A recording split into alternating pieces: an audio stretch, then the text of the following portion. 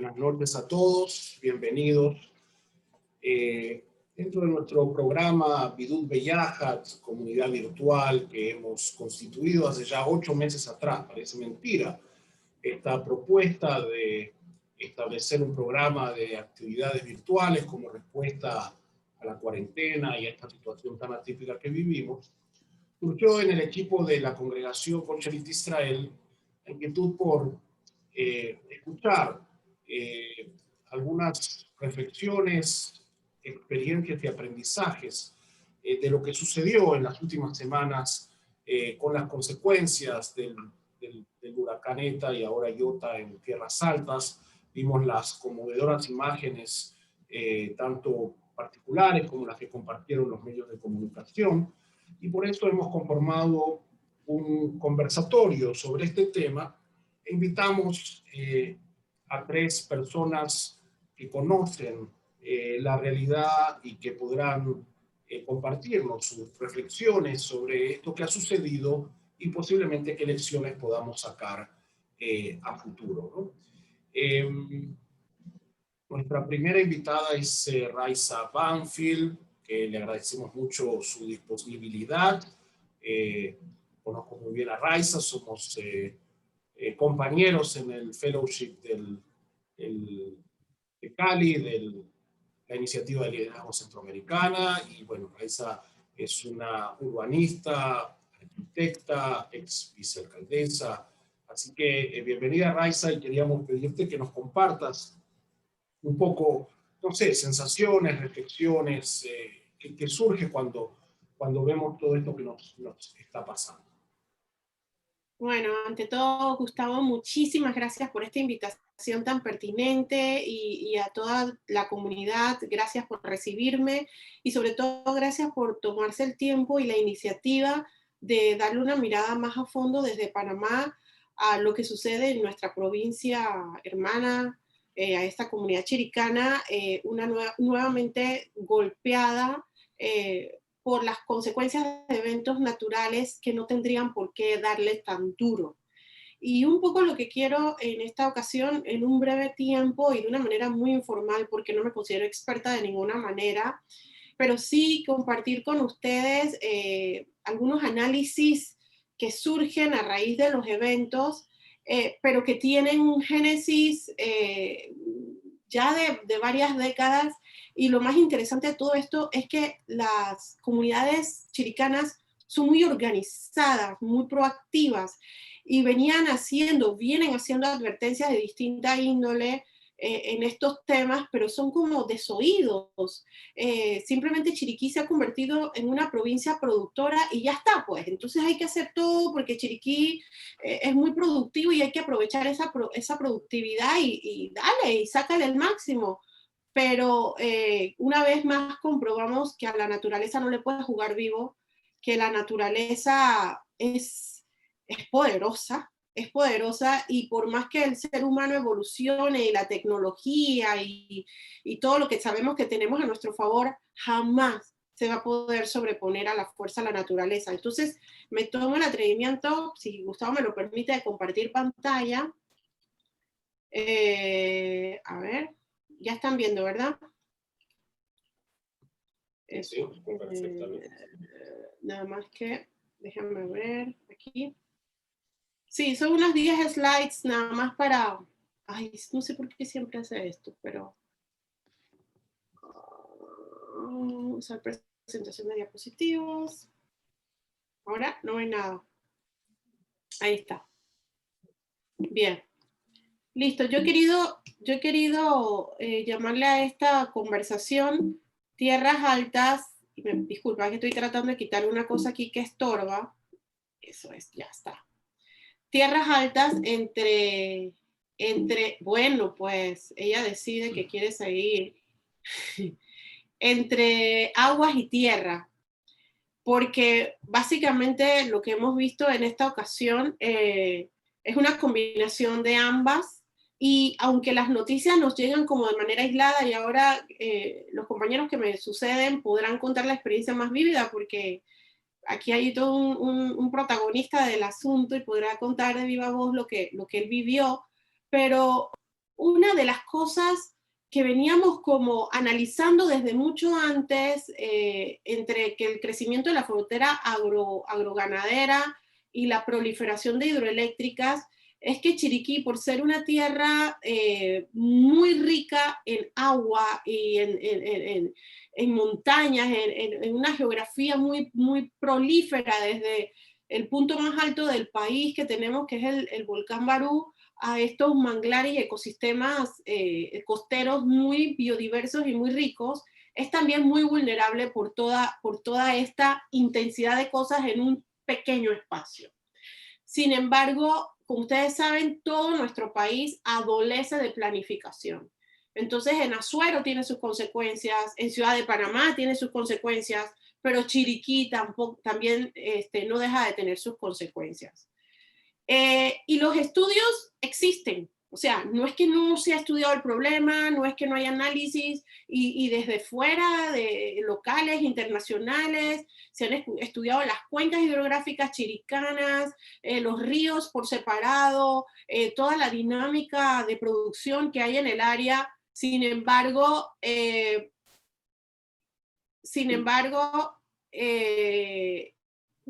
los estudios se hacen y luego quedan allí, no pasa nada, se siguen tomando las decisiones como siempre. Ay, mi computadora tiene vida propia, perdonen. Entonces, esto nada más es unas cosas que encontré por ahí que en algunos momentos hemos discutido con algunos grupos. Sin embargo, viene aquí es. Hay un estudio muy importante de Carlos Gordón del 2014 que hace un análisis de los sitios en el país que son propensos a las consecuencias de eventos naturales, inundaciones, deslizamientos. Y si ustedes ven la flecha roja, la provincia de Chiriquí, sobre todo el área de Tierras Altas, Cerro Punta, es vulnerable por el tema sísmico, deslizamientos, inundaciones y por el potencial de erupción de un volcán. Entonces, y miren que el mayor riesgo de la provincia chiricana, las manchas celestes que son en inundaciones, y está caracterizado por la gran abundancia hídrica que tiene Chiriquí. Chiriquí tiene uno de los ríos más potentes del país, que es el río Chiriquí Viejo. Sin embargo, como que convivimos con esa información y como siempre decimos, Dios es panameño, aquí no pasa nada, sigamos adelante. Hay un estudio que me llamó mucho la atención de mis amigos de Fundicep y Amisconde. Son dos organizaciones comunitarias, básicamente dos ONGs, que son de personas chiricanas, de profesionales, de vecinos del área, que se organizaron desde hace ya varios años en defensa del patrimonio natural chiricano y tratan siempre de hacer propuestas, de alertar cuando hay problemas, de tratar de tener algo que ver con lo que sucede en la provincia chiricana. Y ellos, apoyados por el Instituto Smithsonian y la Universidad de McGill, realizaron este estudio que me pareció muy interesante. Empezó en el 2018, lo presentaron, como ven ahí, 25 de abril de 2019, y este es en área de Tierras Altas, Cerro Punta. Hicieron un mapa de las comunidades que desde 1970, lo mencionó ahorita Winston hace un rato, al 2018 han sido afectados por inundaciones y por deslizamiento. Partiendo de que este es un análisis que aparece en el estudio de cómo se comporta el agua o la hidrografía ante los accidentes geográficos en dos condiciones: cuando está pelado, cuando es boscoso, cuál es el volumen de agua en el tiempo y las condiciones. Por ejemplo, cuando hay bosque, en el mismo periodo de tiempo el agua se descarga mucho más suavemente. Cuando está pelado, la intensidad es mayor y hace pico. Igual en los valles, ¿no? Cuando hay escarpados y cuando la geografía es más suave, las características geográficas van a influir mucho en cómo es este comportamiento del agua, y que, como los chiricanos dicen, siempre ha habido inundaciones, siempre se desbordan los ríos cada cierto tiempo. El problema es, y el desafío aquí es, ¿por qué cada vez con más agresividad, ahora llegó a coberturas que nunca antes se imaginaron. Bambito prácticamente ha desaparecido del mapa como lo conocemos. ¿Por qué? Entonces, si tenemos conceptos claros como este, de cómo se comporta el agua en estas condiciones geográficas, tendríamos que tomar medidas para evitar lo que pasó, lo que vimos. Estoy tratando de encontrar la flechita para decirle go. Aquí está. Entonces, sobre esas comunidades que ellos analizaron, miren cómo se comportaron del 70 al 2018 los barrios impactados por deslizamientos. Los puntos rojos son los más graves, ¿no? Por inundaciones en el mismo periodo de tiempo, los puntos rojos son los más graves, y aquí el tercer mapa es la combinación de ambos, que fue un poco, y esto salió en el 2019, pero si analizáramos este mapa, hoy día yo creo que se vería todavía con mayor gravedad, por lo que nos dicen que nunca antes lo vieron de esa manera. Entonces, Chiriquí tiene esta maravillosa área protegida, un patrimonio de la humanidad, el Parque Internacional La Amistad, que compartimos con Costa Rica, y que tiene su razón de ser más allá de los valores paisajísticos, de los valores biológicos y todo lo que sabemos que los científicos y ambientalistas siempre señalan. Al final son salvaguardas ambientales. Chiriquí tiene tierras altas y ríos muy caudalosos en unas pendientes muy pronunciadas y en unas distancias muy cortas. Y el mayor mitigador de cualquier efecto de desbordamiento de ríos son precisamente estos bosques de las montañas, pero también de las galerías de los ríos. Y si uno ve que el área protegida se concentra en el área del Pila, La Amistad, todo lo que está ocurriendo debajo de estas áreas protegidas está sucediendo eso, fincas agrícolas, hidroeléctricas. Entonces todo esto va despoblando, como yo decía en uno de estos días, que vamos desvistiendo la fisonomía natural y desprotegiendo al final a las comunidades de la mayor protección, que son sus recursos naturales. Entonces, vemos cómo, si bien Chiriquí es súper importante para el país, porque el 40% de lo que comemos prácticamente viene de Chiriquí, en ganadería y en agricultura, eso no es justificación para que la extensión sea ilimitada, porque al final vivimos con límites, la tierra tiene límites, la naturaleza tiene límites, entonces tenemos que repensar lo que estamos haciendo en cuanto al manejo de los suelos, de los recursos naturales, para poder producir y satisfacer nuestras necesidades, que no pueden ser ilimitadas. Y si vamos al otro punto, que son las hidroeléctricas, este es el mapa de concesiones hidroeléctricas en Chiriquí, el que ustedes ven a la izquierda de la pantalla. Solo el río Chiriquí Viejo llegó a tener 19 concesiones hidroeléctricas, de las cuales se construyeron 7. Y eso fue después de mucha pelea, porque no había un sustento científico ni ningún estudio que evidenciara que las 19 hidroeléctricas que se iban a establecer solamente en la ruta de Chiriquí Viejo, que dicho sea de paso, dentro de la cuenca había muchísimas más, no había ningún estudio que sustentara cómo se iba a mantener el equilibrio entre el suministro de agua para consumo, para la agricultura, para la generación hidroeléctrica y para la conservación de todos los ecosistemas que están a su alrededor. No había ningún estudio. Y recuerdo cuando en una conversación con un ingeniero eléctrico muy respetable y a quien aprecio mucho, me decía: Raiza, la disponibilidad de concesiones hidroeléctricas por el potencial de megawatts es como la disponibilidad de usos de suelo para cambiar la zonificación de lo más bajo a lo más alto. O sea, como es una cosa de mercado. Entonces, cuando tú ves los recursos naturales como un valor de mercado para satisfacer una necesidad específica de un momento, las consecuencias no se quedan según el momento del mercado, trascienden. Y eso es un poco lo que hemos visto. Y hablando con gente de la comunidad, y me hablan del área del Barú, por ejemplo, se dice, aquí tengo algunas imágenes de lo que implican 4 de las hidroeléctricas que están sobre el área, y por más que digan son de pasada, son de 10 megawatts, son de 20, son pequeñas, tienen una implicación en el entorno, que la sumatoria de ellas no puede pasar desapercibida ante las consecuencias, ¿no? Por ejemplo, aquí en la izquierda tengo la hidroeléctrica Bajo Mina, que es la más grande establecida en ese punto, y una relativamente pequeña de la misma área, el Namendre, que supuestamente de pasada, si usted ve en la presa que tiene la chiquita, tiene una retención, porque para que la hidroeléctrica pueda generar su potencia, tiene que retener el agua en algún momento, sobre todo cuando el caudal es bajo. Y qué más decir de la grande, que es de represa. Entonces, hay algunas pruebas que todavía no están, o algunas evidencias de que la represa Bajo Mina abrió, como llegó el caudal al máximo, abrió, descargó y no hubo aviso para evacuación temprana. Entonces eso tuvo un impacto. Entonces aparentemente entre las hidroeléctricas se comentan, voy a abrir, se protege la infraestructura, se protege la inversión, pero esa agua va a parar a algún punto.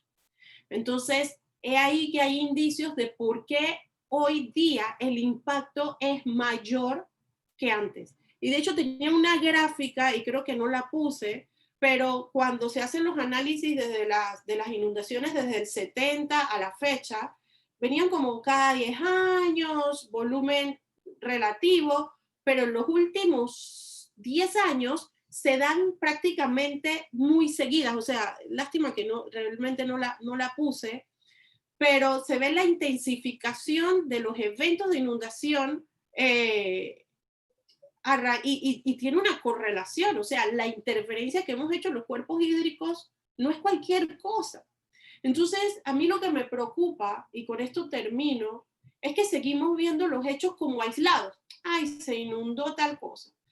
Hubo deslizamiento de tierra en tal punto. Hubo devastación en tal área. Como si fueran hechos aislados y están totalmente conectados. El territorio es uno y los recursos naturales están totalmente correlacionados en la protección de ese territorio. Y es lo que no terminamos de entender a la hora de la toma de decisiones políticas, comerciales, urbanísticas.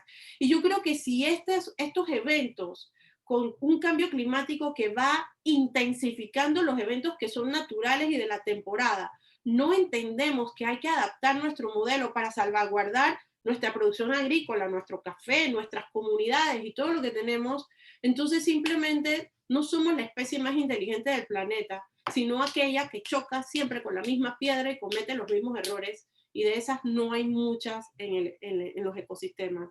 Así que hasta aquí dejo lo que quería compartir y después podemos conversar abiertamente. Gracias. Muchísimas gracias, Raiza, por esa reflexión, los datos, el análisis, las imágenes que nos ayudan a entender un poco en una mirada macro. A continuación vamos a invitar a nuestro siguiente expositor, mi buen amigo Wilford Lamastus Jr., que es gran conocedor de la zona por los desarrollos de café que tiene y que tanto éxito han traído para Panamá, y que ha estado con nosotros también hace algunos meses hablándonos precisamente de eso, y lo convocamos para que nos comparta su visión como alguien que conoce el tema, conoce el sector. Así que Wilford, bienvenido. ¿Qué tal? Gracias por tenerme aquí. Bueno, para empezar, después de haber visto esta presentación, quedo bastante corto, porque la verdad no soy un experto en el tema ambiental. Conozco la zona, porque crecí en la zona y soy caficultor, nos dedicamos a la industria de la caficultura, y hasta ahí, pero sí hemos tenido cierta experiencia con el tema del río, especialmente ahorita con el huracán ETA. Lo cierto es que Boquete no sufrió ni cerca de lo que sufrió Renacimiento, Tierras Altas, Hornito y esas otras comunidades vecinas del otro lado del volcán. Pero sí se puede ver afectaciones, y unas afectaciones que llevan décadas, desde los 70 casualmente, como lo es, por ejemplo, nosotros tenemos el río Caldera. El río Caldera casi que traza todo Boquete. Y el río Caldera, que pasa al lado de una de las propiedades de nosotros, ha ido cambiando su curso a lo largo de los años. Primero, la primera vez fue en el 1970, luego en el 2008 y ahora después del huracán ETA, básicamente tumbando una hectárea entera de lo que era la propiedad nuestra, que por suerte es una propiedad bastante amplia y estaba llena de siembros y no de vivienda ni estructura. Entonces, no es que hubo daños al nivel de los que vemos en las imágenes que ocurrieron en tierras altas, pero sí se ve un daño que no causó mucho efecto, pero en poco tiempo puede causar una catástrofe. Ahora, en Boquete hubo una acción después del 2008, que fue una gran inundación, que se corrigió el cauce del río. Se causó una obra que se hizo después que se fue ahí, algunos conocerán el puente del Panamonte, que se lo llevó y destruyó gran parte de la feria de Boquete, así que se hizo este proyecto. Pero este proyecto solamente se hizo en la parte del centro de Boquete. Y este proyecto, para poder evitar una catástrofe a futuro, debe hacerse por muchos más kilómetros. En todas las áreas donde residan personas o hayan negocios, o pueda causar mayormente un daño muy grande. Ahora, lo vimos en el área de tierras altas, donde los ríos se desbordaron por completo. Pero no solamente es corregir el cauce del río, sino también es limpiar los ríos. En las áreas de fincas donde nosotros tenemos algunas propiedades, especialmente donde mi tío producía truchas, el río constantemente le caen ramas, piedras, siempre hay que estar limpiándolo para que no se empose el agua. Esto es algo que se puede tomar como acción, pero con un huracán y con esta cantidad de agua llega a un punto en el que ya es casi imposible controlarlo del todo. Las causas del huracán, cierto, lo que nos contaba Raiza sobre todos los efectos climatológicos y toda la irresponsabilidad como seres humanos que hemos tenido con la tala de árboles para productividad o para construcción, tienen mucho efecto con estos huracanes. Pero ahorita mismo, en este momento, estos temas de limpiar, mantener los ríos limpios, pueden ayudarnos a evitar mayores desbordes. Sin embargo, en un huracán, una cantidad de agua como la que hay, podemos ver que hubo tierras, incluso en Boquete, solamente que en tierras donde no vivían muchas personas, por eso es que no ha causado tanto impacto, donde hay cráteres causados por el volcán, se empozó el agua a tal manera que se llevó el cerro hacia abajo y destruyó cultivos de café, se destruyeron muchas hectáreas. Además de que nosotros como caficultores también tenemos la preocupación, que es una preocupación totalmente menor comparada con todos los daños que hemos visto, que la severa cantidad de humedad causa un efecto dañino para la calidad del mismo fruto del café. Pero eso es algo que se verá después y no tiene mucha relevancia con lo que estamos viendo ahora mismo. Pero a su vez, los cafetales también son producción de mucho árbol. Los árboles de café ayudan a absorber el agua en su caída. Y lo es también en Panamá principalmente, que a diferencia de otros países, cuando uno ve una foto de un cafetal, es un monocultivo donde solamente ves el cafeto. Acá no, acá tenemos muchos otros organismos, especialmente las fincas que están alrededor del Parque Nacional La Amistad y del Parque Nacional Volcán Barú. Esto ayuda a retener el agua. Sin embargo, vimos cómo muchas de estas fincas que están rodeadas de bosques, también hubo deslices muy graves y es dado a que el agua se empoza en estos cráteres o en diferentes ojos de agua que nacen y simplemente se la lleva. Y esto ya es algo que no podemos evitar. En el caso de nosotros personal, no hubo mayor daño, hubo río que se salió. Nosotros tenemos una finca donde hay truchas, y esa finca donde hay truchas, el río se salió y básicamente sacó las truchas de sus estanques. ¿Y qué se puede decir? Ahí no hay árboles, ahí está eso pelado, hay solamente los estanques de trucha. Y como dice Raiza, ahí los árboles, la falta de árboles no ayuda a absorber el agua de la misma manera que lo hizo en el cafetal, donde no hubo mayor daño. Entonces lo único que yo podría agregar es que, en conclusión, tenemos en gran parte mala suerte con un huracán como este, que muchas de esas controles de agua, por más árboles y por más bosque que tengamos, son inevitables y se vive en muchas ocasiones, en muchas fincas donde hay café, en muchos bosques donde ni siquiera hay nada sembrado, pero también hay formas en las que podemos evitar mayores catástrofes en el futuro y también hay formas de regular lo que es la construcción y la agricultura sin necesidad de seguir tumbando tanto árboles y afectando tanto a la naturaleza de manera directa. Gracias, Wilford. la segunda vuelta vamos a hablar un poquito de qué recomendaciones tenemos que hacer o qué podemos hacer a futuro para evitar que este tipo de situaciones se repita, o al menos con tanta intensidad. Muy bien, nuestro tercer invitado para esta noche, en hebreo, Aharon Habib. El último es el más querido.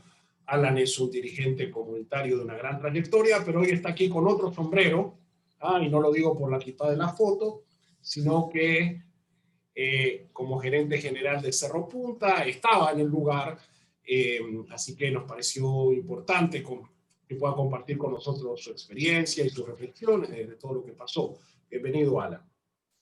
Gracias, Gustavo. Bueno, para cambiar, quién sabe, el ritmo un poco de la conversación, voy a contar un poquito de las experiencias nuestras en los eventos de hace 2 semanas. Como saben, nosotros tenemos una empresa productora y comercializadora que está ubicada acá en Cerro Punta y que se llama Cerro Punta. Aquí está la marca y todo.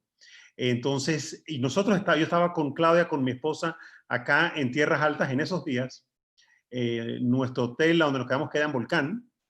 Pero ese día, que fue el miércoles de la primera semana de noviembre, estábamos en una reunión arriba en Cerro Punta, en una de las fincas, cuando se cortó el camino. Y quería mencionar que ante todo esto es una tragedia humana, no es una tragedia económica, y es una tragedia humana porque murieron personas. Murieron personas, y los que no murieron, mucha gente sufrió. Cientos de personas, si no miles, han quedado en albergues. Nosotros, en nuestra empresa, tenemos 16 colaboradores que perdieron sus casas, que en su mayoría son casas alquiladas, pero tenían todos sus enseres adentro de la casa. Muchos de ellos, de los 16, hay 6 que todavía siguen en albergues, 10 que ya se lograron ubicar en otro lado. Y eso es una tragedia humana. Cada tragedia es un mundo entero. Y no somos un país que estamos acostumbrados a tener este tipo de situaciones tan complicadas. Entonces, me parece que eso es lo más importante. En un momento dado se mencionó que había un peligro con la seguridad alimentaria del país. Eso me parece a mí que está un poquito exagerado, ¿no? Nunca íbamos a pasar hambre en Panamá por lo que pasó. Si no se va a comer lechuga por una semana, pues no se come lechuga por una semana. Se comerá otra cosa, comerá brócoli importado, hasta que se resuelva. La tragedia importante es la tragedia humana. Es la gente que murió y la gente que perdió todo lo que tenía.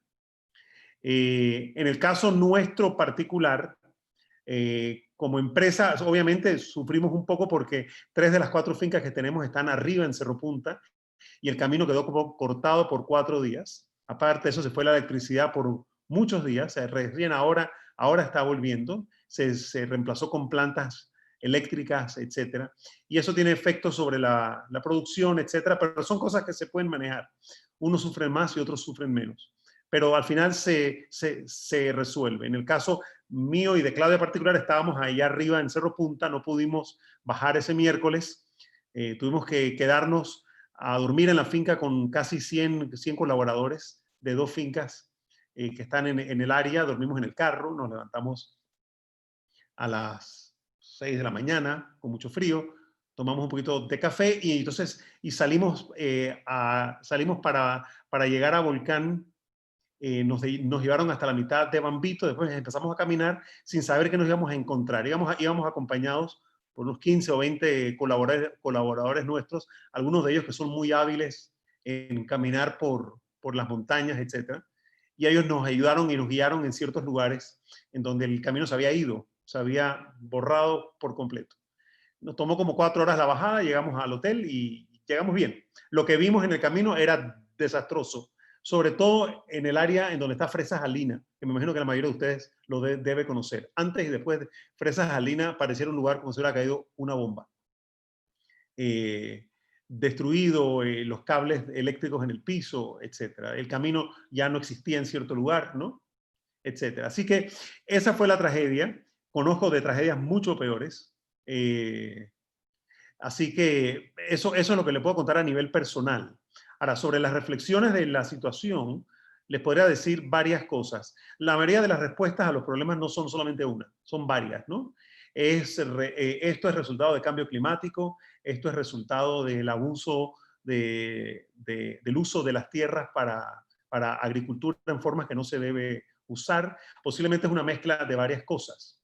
En el caso específico del río Chiriquí Viejo, que es el río que viene bajando por Bambito, el tema de las represas, lo que dice Raiza, me parece que es muy válido, solamente que la primera represa está bastante lejos de Bambito. El problema que hubo en esta ocasión fue más arriba. Las represas yo sé que son un tema complicado y complejo, pero lo que nosotros pudimos ver en esa tragedia, ante todo fueron los deslaves. La crecida del río ha ocurrido varias veces antes y se ha llevado parte del camino. Yo recuerdo al presidente Varela parado en un punto en Bambito, pasando las ayudas por el camino se había ido. Pero esta vez fue diferente. La cantidad de deslaves de la montaña fue impresionante. Y el área de Bambito, hay que entender, es un cañón, es un embudo. Entonces el río venía con mucha fuerza, pero aparte de eso, venía de la montaña, montañas enteras que se iban viniendo abajo, como yo nunca había visto en los 20 y pico, 30 años que tengo de experiencia en esta área. He visto, como dije antes, la carretera cortarse un par de veces. Se le corta 2 o 3 días y lo resuelven. Esto fue diferente. Me comentaba un amigo mío que tiene una estación meteorológica, que entre los días 1 de noviembre y 4 de noviembre, o 5 de noviembre, cayeron 400 milímetros de agua en el área de Bambito, que es donde tiene la estación. Para que tengan idea, en un lugar como Volcán, Cerro Punta, Bambito, llueve más o menos 2.600 milímetros al año, que es muchísima agua. En una ciudad como Bogotá llueve un tercio de esto, posiblemente, entre un tercio y la mitad. En 4 días cayeron 400 milímetros. Era una cantidad de agua impresionante. O sea, a mí se me ocurre, sin ser experto, que eso es cambio climático, ¿no? Eso no lo hubiera controlado nada. Si a eso le sumas que hay muchas laderas en el área de Cerro Punta que están sembradas, no las partes planas, las partes inclinadas, en formas en donde en pocas partes del mundo se siembra en esa forma, obviamente ahí sí entonces estás llamando al deslave, al deslizamiento. Y sospecho que en el área de Boquete no ocurrió tanto porque allá no hay tanta horticultura como la hay en Cerro Punta en este momento. Pero es una sospecha solamente. Así que posiblemente es una mezcla de varios temas, cosas que uno puede controlar y cosas que no puede controlar. Sobre el segundo huracán que vino esta semana, al final no fue grave. Yo estoy en Volcán ahora y no está lloviendo, sí llovió en los últimos días, pero no fue grave. Pero me comentaba la persona nuestra encargada acá que las patrullas del SINAPROC, de los bomberos, de la Cruz Roja, del MOP, de la gobernación, estaban constantemente en estos días para arriba y para abajo. La pregunta que uno tiene que hacerse es por qué no estaban hace 2 semanas, por qué estuvieron ahora, después qué pasó. Si ya tú sabes las lluvias que están viniendo, ¿por qué no estábamos listos antes? ¿Por qué no se dragó el río antes? ¿Por qué no se preparó el río antes para manejar estas cantidades de agua? ¿No? Eso yo creo que es un tema más cultural del país. Nosotros tendemos a ser más curativos que preventivos. Así que con eso cierro y podemos entonces entrar a preguntas. Gracias, Alan, por esos comentarios y el testimonio. Me gustaría hacer una segunda vuelta con recomendaciones puntuales, quizás breves, de qué cosas se podría hacer en los distintos niveles para evitar que este tipo de catástrofes sucedan, o al menos no con la gravedad o con el impacto que tuvieron. Y después sí abrimos a preguntas que les agradecemos que nos las hagan llegar por medio del chat, ¿no?, para poder transmitirla a nuestros invitados. Raiza.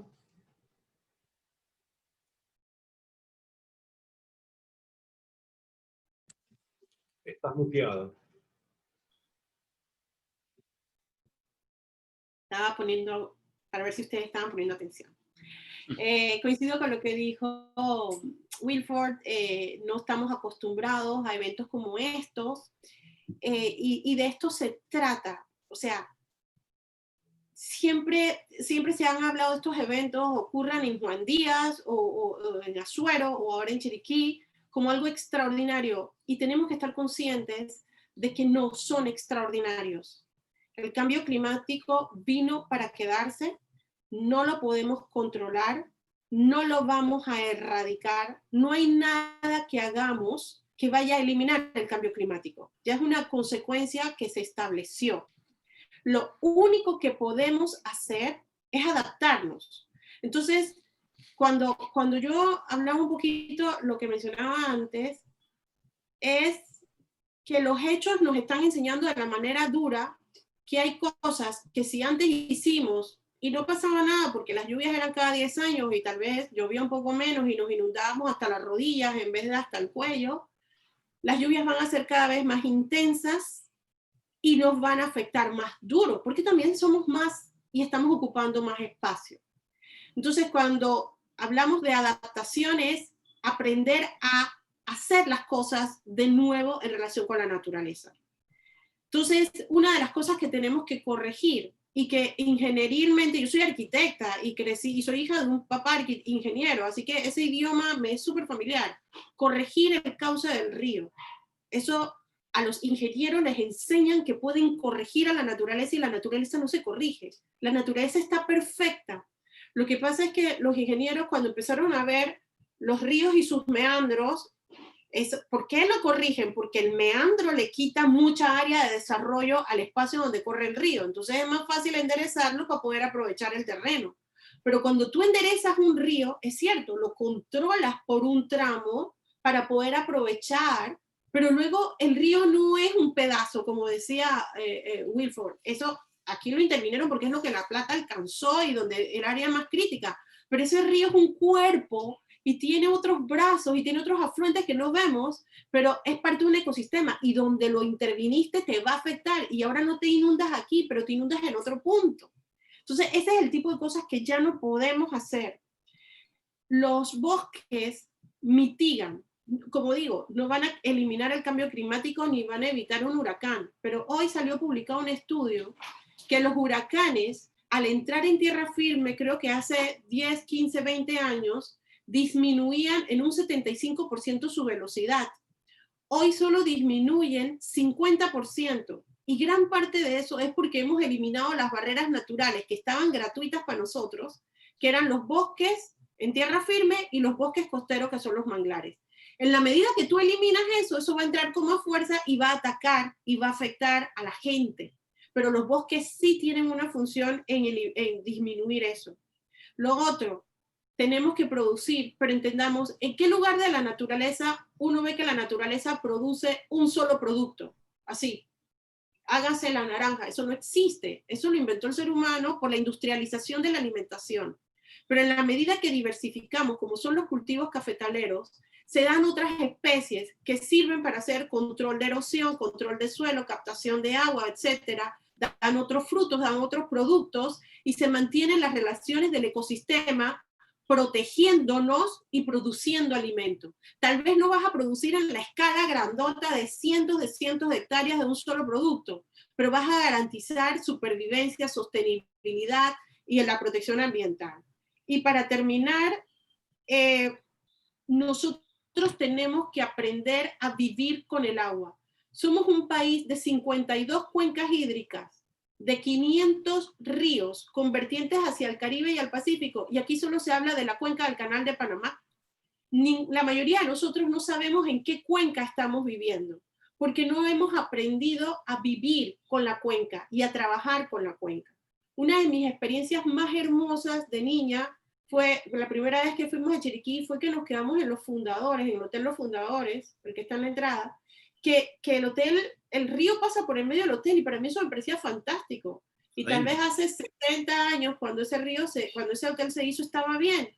Ahora no puedes construir así, porque ya las condiciones cambiaron. Entonces entender que tenemos que respetar el espacio del agua. Ese río se va a crecer, se va a tomar su espacio y no es mal tiempo, no es que la naturaleza se está vengando, es lo normal, solo que nosotros nos metimos. Entonces tenemos que ser mucho más humildes en la concepción de nuestro bienestar y desarrollo en relación a la madre naturaleza.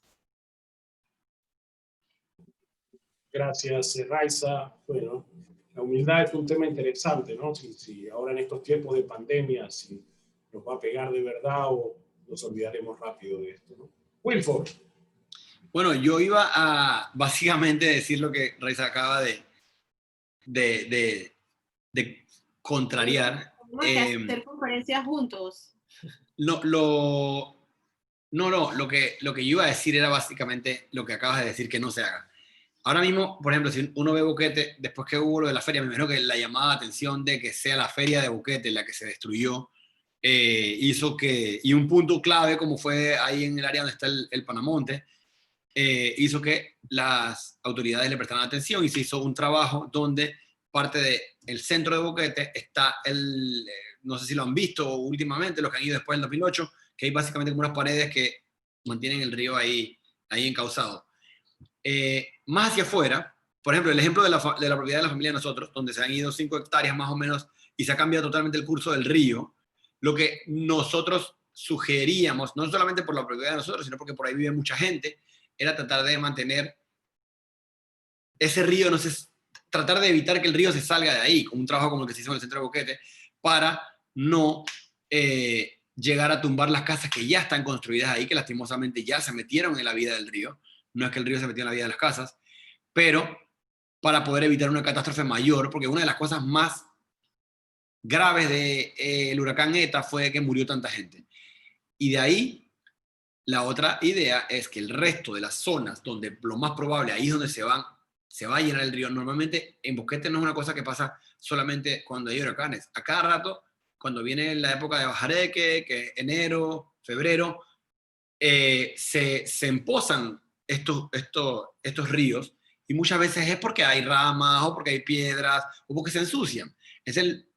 Normalmente por iniciativa privada de los vecinos de la zona, o los que tengan alguna finca por ahí, ellos hacen una limpieza del río. Y esto a veces evita que se empose y que causen deslaves en esas zonas. Para mí, esa era la solución, pero ahora me quedé pensando después de lo que escuché de Raiza y no sé qué otra solución podría decir. Alan, creo que salió un ratito y todavía no ha entrado. No, ahí está. Perdón, es que estaba contestando a Raiza algo. Raiza, tienes razón en lo que me pusiste ahí. Porque yo no conozco muy bien de las afectaciones río abajo, yo conozco muy bien de lo que pasó acá arriba, ¿no? Yo pienso que acá arriba hay cosas que controlas y cosas que no controlas. Como dijo Raiza, el cambio climático no lo vamos a controlar así tan fácilmente, y si va a volver a llover 400 milímetros en 4 días, hay que estar listos. Yo sí creo que el tema de la agricultura, vamos a llamarle la agricultura vertical, pero no la vertical en forma sofisticada, ¿no? Sino que agarras la montaña, quitas los árboles y siembras a 30 grados de empinamiento. Eso es grave, ¿no? Y eso estoy seguro que con la cantidad de agua causa los deslaves montaña arriba, porque es que el deslave viene de arriba y viene corriendo para abajo y va agarrando velocidad, y cuando llega al río, entonces hace desastres. En el caso del camino que se cortó, el camino de Bambito, se cortó en un punto antes de Fresas Salina, hacia arriba, en donde el río se llevó el camino, pero después un poquito más adelante, simplemente vino un deslave de la montaña que no venía del río y se llevó un pedazo de la carretera, se la llevó entera, ¿no? Y eso entonces ya se reparó a medias, etcétera. Pero se creó un río donde no había un río, y era un río básicamente de lodo y madera y basura. Entonces me parece que sí habría que controlar en forma más estricta cómo se produce. En el caso nuestro, que producimos en invernadero, producimos en tierra plana. No, o sea, aunque quisiéramos ponerlo inclinado, no lo podremos hacer, ¿no? Y no lo haríamos igual. Pero a mí me parece que ahí hay tema para atender, y no es un tema fácil. Gracias. Yo quisiera Sí. nada más añadir que el tema del ordenamiento territorial es clave. Sí. Y el ordenamiento territorial no es solamente decir, bueno, aquí va a haber comercio y aquí va a haber casas y aquí va a haber edificios. Es entender las vocaciones de los suelos y tratarlos como tal. Panamá es mayoritariamente suelo arcilloso, tal vez por el istmo haber emergido hace tan poco tiempo en relación al resto del continente. Su suelo es muy arcilloso, no, las conformaciones no son de roca dura. Nuestros bosques son tropicales húmedos, o sea, el agua está muy disponible a superficie, por tanto las raíces son superficiales. Entonces, todo eso que lo hace muy rico, lo hace muy frágil ante estas cosas que estamos hablando. Entonces, cuando cambiamos esos bosques y los convertimos en otras cosas, porque le cambiamos la vocación al suelo, porque el mercado lo determinó así, entonces empezamos a pelearnos con los ecosistemas y se vienen contra nuestra. Entonces, trabajar en función de la vocación de suelo, los manglares respetarlos, los bosques de galería respetarlos, respetar las montañas, establecer. Cuando el hombre no tenía tanta tecnología, respetaba los límites que la naturaleza ponía, pero ahora como nos sentimos superiores, pensamos que la podemos dominar y no podemos. Es más fácil vivir en relación con ella. Y tendría que decir a eso que en ese sentido las poblaciones indígenas entienden mucho mejor el asunto que nosotros. Ellos respetan el medio ambiente mucho más que nosotros. Wilson, no sé si quieres comentar lo que estás escribiendo ahí, que no todo el mundo... No soy yo, es mi padre el que está escribiendo. Ah, perdón. Ah, claro. Por eso que yo uso el Junior normalmente. Porque... es correcto. Así que bueno, un saludo para tu papá. Una pregunta de curiosidad. Si quieres lo comento. Lo que él trata de decir aquí básicamente es, porque nosotros ahora con todo este tema, tratando de proteger, porque ahí es una zona, es un área bastante residida ahí, nosotros tenemos varios vecinos, donde el río, después de que ocurrió ETA, que los días que llovía, no sabíamos qué daños había. Nosotros veíamos que ya los videos de Tierras Altas eran muy, muy tristes y muy fuertes, no veíamos lo mismo a simple vista. Sin embargo, el día que empezó, que ya escampó, se podía ver un poquito más, y mi papá agarró y voló un dron, y cuando voló el dron, él pudo ver un poco más claro lo que estaba pasando, y ya se veía como había agarrado gran parte de la propiedad, que era lo mismo que había pasado en el 2008, que en el 1970 también fue muy grave, que fue el primer impacto fuerte. Y ese fue ahí en ese momento mi abuelo ve cómo él básicamente alertó a las autoridades, porque estaban varios kilómetros antes del pueblo de Boquete, cómo el río venía con toda hacia el pueblo de Boquete. Pero lo que él trata de decir es como que antes, hace 100 años, que se compró esa propiedad, un poco menos de 100 años, en el 32, el río estaba totalmente alejado de donde está hoy en día, y el río terminó llevándose cultivos, infraestructura, etcétera, y que ahora parte de lo que se quería hacer era tratar de corregir el cauce del río a su cauce original, o sea, a tomar su cauce original, cosa que se había discutido o que se está discutiendo con las autoridades, y que necesita ciertos estudios hidráulicos si se tiene que hacer. Pero esto sería para evitar una catástrofe mayor donde reside mucha gente, y podría incluso ser hasta peor que lo que ocurrió en Volcán. Gracias. Yo quería, en base a lo que Raiza decía recién, esto de que la tierra al final tiene una consideración, el uso de la tierra tiene una consideración de mercado y de utilidad económica, y no vinculado a su realidad dentro de la naturaleza. Si es un fenómeno que se da en todas partes, si aquí en Panamá se da en una dimensión mayor, o con una autoridad que controle más eficientemente estas cosas, pudiésemos estar en una situación mejor.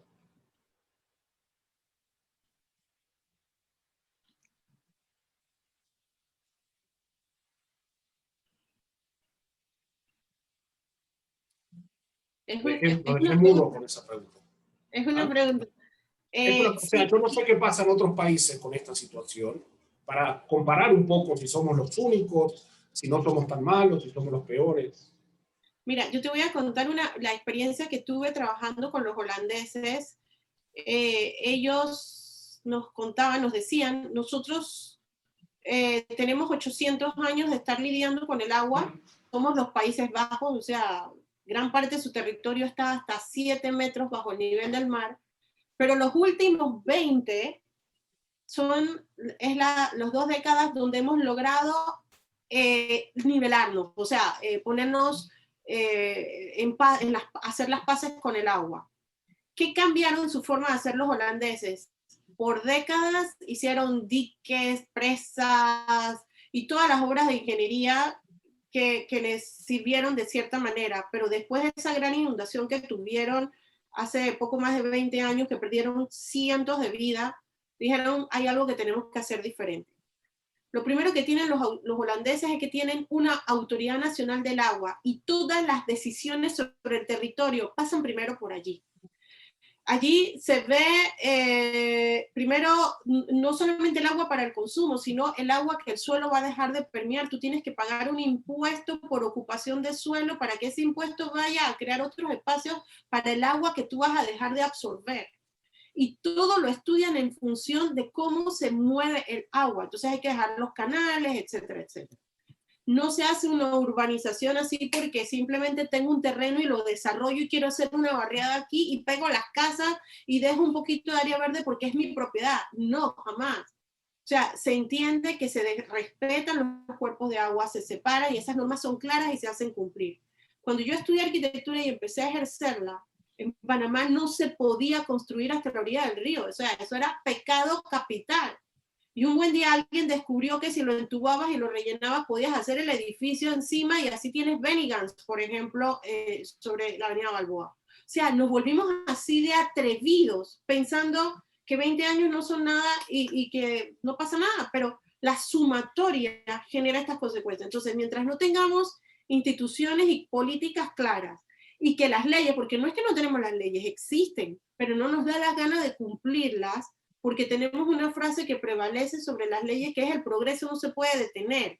Y si la ley te obstaculiza, el progreso tiene que abrirse camino más allá de eso y hacerle una reinterpretación. Entonces, eso obliga a que las cosas vayan cambiando siempre a favor de lo particular y en desmérito de lo colectivo. Y se cobra vidas.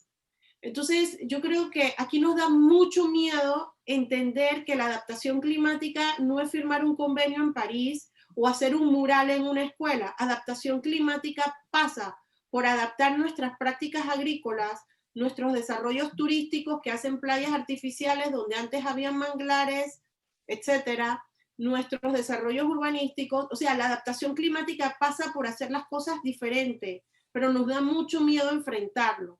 Entonces yo creo que hay que agarrar el toro por los cuernos y esto es un tema de responsabilidad pública, privada, comunitaria. Leer los estudios, aplicarlos, que no se queden para la foto y para los archivos.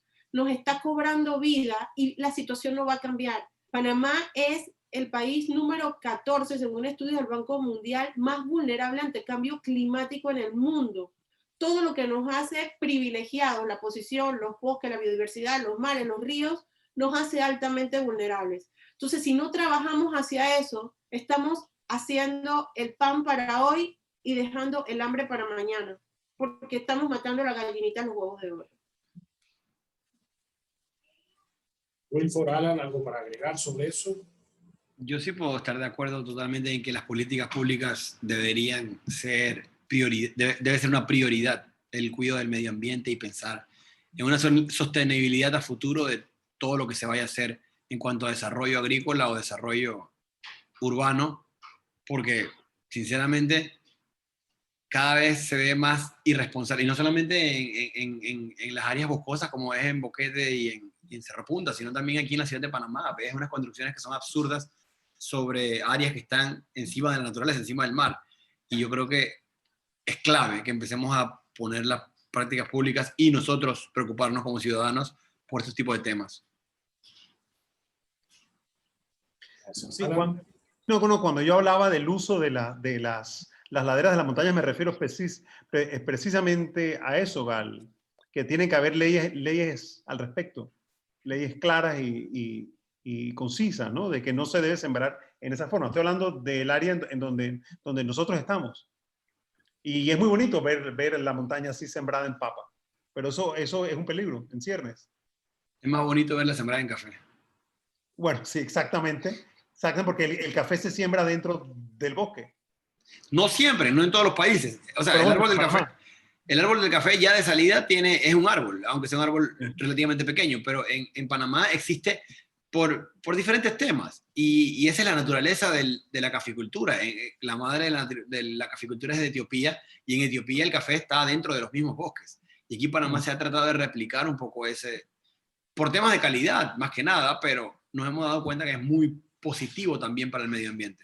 Sí. Sí. El análisis que yo hago es casi un análisis económico. O sea, si no hay suficiente tierra para sembrar papa y apio, pues no habrá papa y apio para sembrar, pero se protege el bosque y protege de que no se venga abajo la mitad de la montaña, una vez cada 10 años. Y si no va a haber papa y apio, bueno, entonces se va a importar papa y apio de algún lado que sí lo pueda producir bien. Y no va a pasar nada. Pero tienen que haber normas y regulaciones. Yo estoy de acuerdo. De acuerdo. En cuanto a la mitigación del desastre, Alan, decía que ahora ves a las instituciones encargadas mucho más activas. ¿Qué pasó que no se activaron? Lo que yo quise decir, Gustavo, es que sí, ahora desde que ocurrió lo que ocurrió, actuaron muy rápido. Cuando yo pasé por el camino, un poquito por estar en pánico, pensé, bueno, este camino lo van a reparar en 2 semanas. Y en 2 semanas no sé qué vamos a hacer nosotros con la producción nuestra, porque la producción nuestra no es algo que se puede guardar en la bodega, es producto fresco. Y estuvo reparado en 3 días. Así que sí hubo un movimiento rápido para reparar, para atender, para rescatar, etc. Lo que estoy planteando es por qué no estaban antes.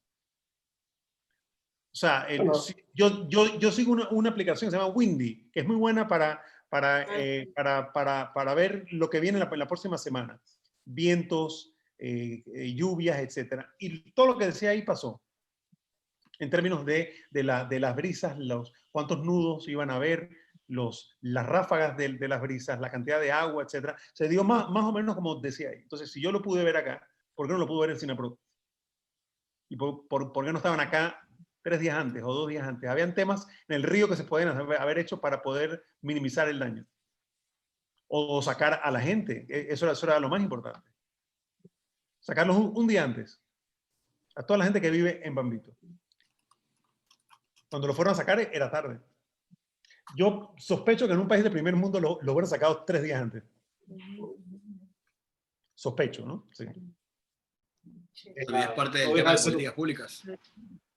Sí, ¿Perdón? No deja de ser un poco frustrante, ¿no? Sí. Eso O sea, no me quejo de cómo se actuó después. Hubo una acción intensa y hubo mucho personal y personal capacitado y gente que sabía lo que estaba haciendo.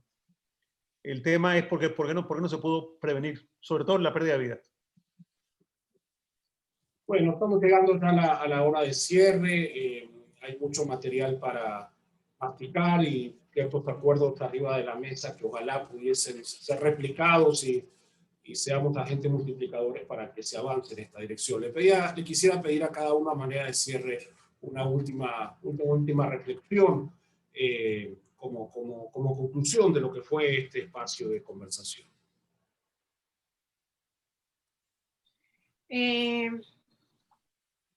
Yo creo que vivimos en un país privilegiado, maravilloso.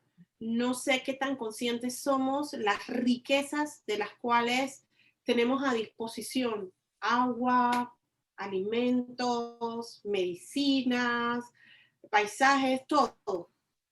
Pero creo que pecamos de vivir como los niños ricos que viven en la abundancia y piensan que la plata nunca se acaba, porque los papás nos hacen creer que es así. Vivimos inconscientes de que todo esto es limitado y que es una riqueza muy relativa a que la cuidemos. A mí me preocupa mucho porque hablamos mucho, ahora hay una conciencia ambiental que no existía tanto antes, pero nuestras acciones no están yendo acorde a esa conciencia que va a un aumento, porque esas acciones tocan el bolsillo y toca el modo de cómo hemos generado nuestra economía, una de las más prolíferas de la región, a un costo muy socioambiental muy alto. Y yo creo que tanto el COVID como estos eventos que se van a seguir dando, nos están dando una lección de que los costos colaterales, los costos relacionados al ambiente, se pagan con la vida. Creo que tenemos que ponernos serios y establecer las políticas y trabajarlas en conjunto. Y cuando los gobiernos no lo cumplan, que sean los empresarios y las comunidades y las organizaciones a exigirlo. El problema es que a veces, ante las flexibilidades o las indiferencias de los gobiernos, a algunos les va muy bien, entonces no importa, pero al final con cosas como esta todo nos va mal. Yo quisiera que esto fuera un momento y un punto de inflexión para convertir procesos, para corregir, y creo, por lo que yo veo ahorita, la información que nos llega formal en las noticias, todavía no estamos yendo al punto central, que es la gestión integral del territorio. Tenemos que hacer ordenamiento territorial basado en la vocación natural de los suelos, de los recursos y en soluciones basadas en naturaleza. Los profesionales de la arquitectura, de la ingeniería, tenemos que bajar la cabeza, ser más humildes, aprender la lección y aplicar los correctivos. Es posible, Panamá tiene 1000 oportunidades y tenemos la capacidad de hacerlo mejor, en todo sentido. Y gracias otra vez, Gustavo, por esta hermosa oportunidad de compartir. Un gusto, un gusto. Gracias a ti por acompañarnos. Wilford. Yo quisiera decir algo, mira, aquí hay un tema que se ha vuelto, el tema de que el tema ambiental se ha vuelto algo político, a mí me parece estúpido. Es polarizante, especialmente en otros países, y me parece que todo es basado en temas como lo acaba de decir Raiza, en un tema de plata. Entonces, el hecho de que hemos politizado el ambiente, para mí ya de salida empezamos mal.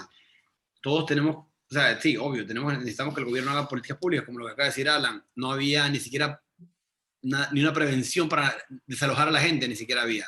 Entonces, ¿qué esperamos de que haya respeto por la construcción o por la tala en diferentes zonas por diferentes proyectos que se tengan planeados, ya sean gubernamentales o privados? No las van a ver. Entonces, si como empresarios, como ciudadanos, obviamente el gobierno no va a responder a este tipo de cosas. Y para mí, mi conclusión es, tenemos que dejar de pensar que este tema del medio ambiente es algo político y tenemos que empezar a pensar en el medio ambiente como prioridad. De acuerdo. Gracias por invitarme y fue un honor haber compartido con Alan, que es gran amigo, y con Raiza, que realmente Igual ha sido un honor. Un placer conocerte. Gracias a ti, Wilford, por acompañarnos. Alan. No, yo complementaría lo que han dicho diciendo que el tema ambiental no solamente se ha vuelto un tema político, sino también un tema económico. Y no debe serlo tampoco. O sea, hay formas de convertir, en inglés se dice win-win. Hay formas de convertir el medio ambiente en un tema ganador desde el punto de vista económico también, ¿no? Hay formas y hay que aprender de cómo se hace en el resto del mundo.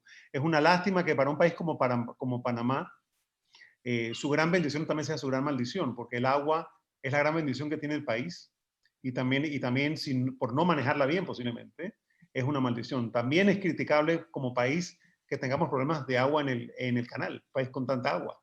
¿Cómo puede ser que nos falta agua en el canal, nos sobra agua por allá, etcétera? Eso es manejo de recursos naturales, que al final se vuelve un tema en donde se puede ganar económicamente también. Y simplemente tiene que haber el imperio de la ley, y la ley tiene que ser seria, tiene que estar bien hecha, ¿no? Mientras impere el juega vivo, entonces obviamente va a ser complicado resolver en muchas áreas, no solamente en esto, ¿no? Y concluyo diciendo que esto que ocurrió esta vez, hace 2 semanas, es un evento único. O sea, la cantidad de deslizamientos que hubieron, yo nunca los había visto. Y eso hay que estudiarlo bien para que no pase otra vez. Bueno, quizás el hecho de que haya sido un evento tan extraordinario, ojalá sirva para que sea una toma de conciencia, para que de verdad afrontemos la responsabilidad. El espíritu bíblico de la creación del mundo nos plantea que los seres humanos tenemos la responsabilidad de cuidar el medio ambiente. Esto va alineado con lo que la tradición judía nos enseña y nos demanda también en esta hora. Así que muchísimas gracias, Raiza, Wilford, Alan, por sus reflexiones, sus comentarios, a todos los que han participado y nos han acompañado. Ha sido un gran gusto y nos vamos con mucho material para pensar y para poner en práctica, que seamos agentes de cambio para una nueva realidad. Gracias a todos. Buenas noches. Gracias.